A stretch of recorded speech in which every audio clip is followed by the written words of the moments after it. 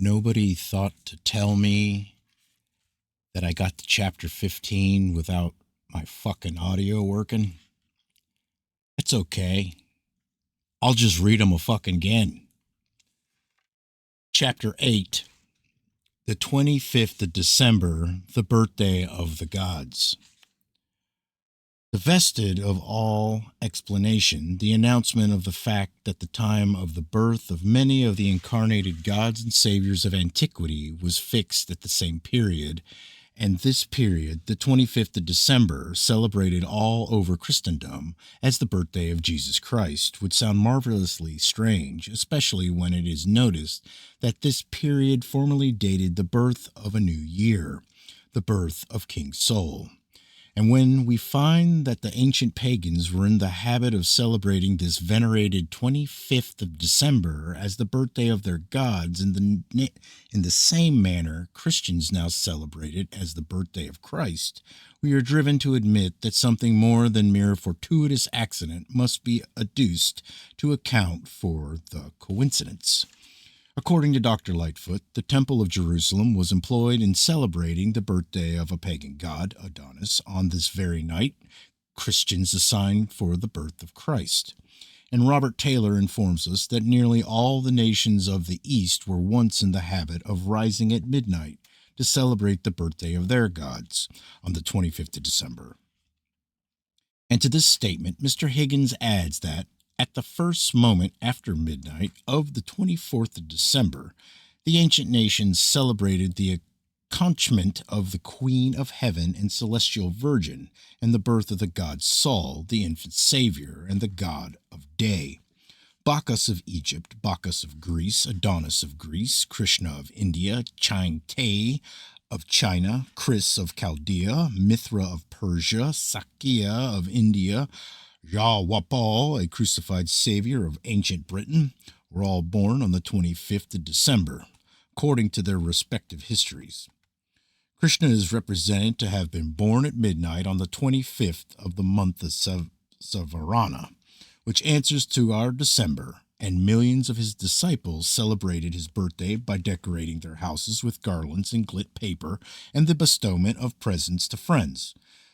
The Reverend Mr. Barrett tells us it was once common for the women in Rome to perambulate the streets on the 25th of December, singing in a loud voice, "Unto us a child is born this day." The 25th of December, then, it will be observed, was marked as the birthday of the incarnated gods, saviors, and sons of God, of many of the religious systems of antiquity long prior to the birth of Christ, and why his birth was fixed at that date is not hard to account for. According to the celebrated Christian writer Mr. Goodrich, the Christian world had no chronology and recorded no dates for several centuries after the commencement of the Christian era.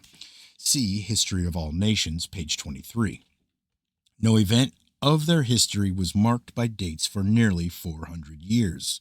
Hence, the time of Christ's birth is altogether a matter of conjecture, as is also every other event noticed in the Christian Bible. This is proved by the fact that the ablest Christian writers and chronologists differ to the extent of 3,500 years in fixing the time of every event in the Bible. A Mr. Kennedy presents us with 300 different chronological systems by different Christian writers, all founded on the Bible, and proving that the date of its various events are inextricably involved in a labyrinth of doubt, darkness, and uncertainty. Relative to the time of Christ's birth, the Encyclopedia Britannica says, Christians count 133 contrary opinions of different authors concerning the year the Messiah appeared on earth. Many of them celebrated writers.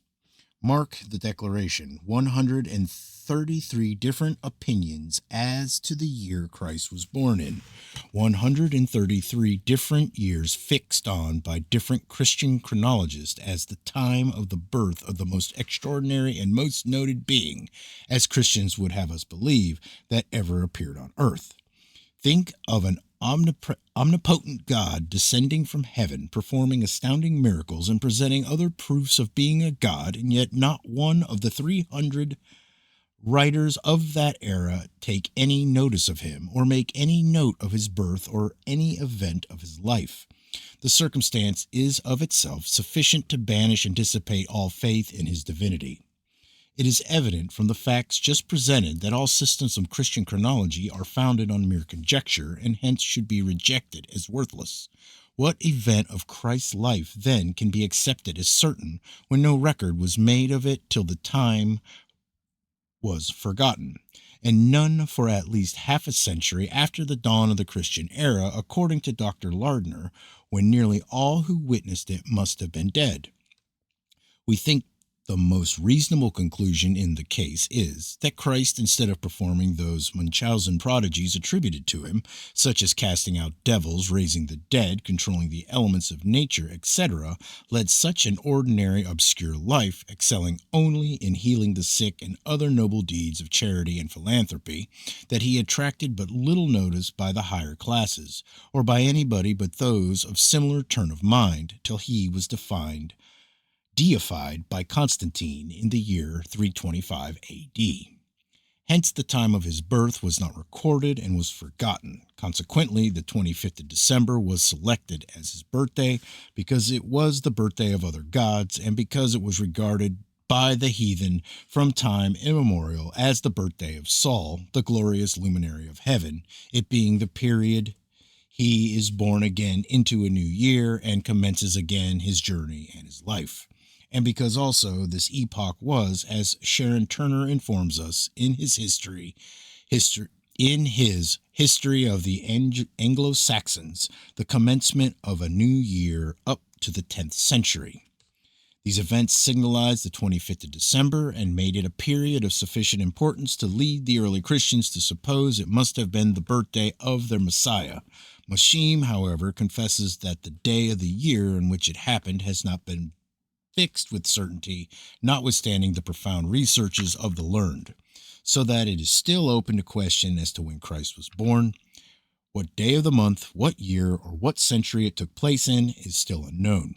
The circumstances is, as before suggested, sufficient of itself to utterly prostrate all faith in the divine claims for Jesus Christ.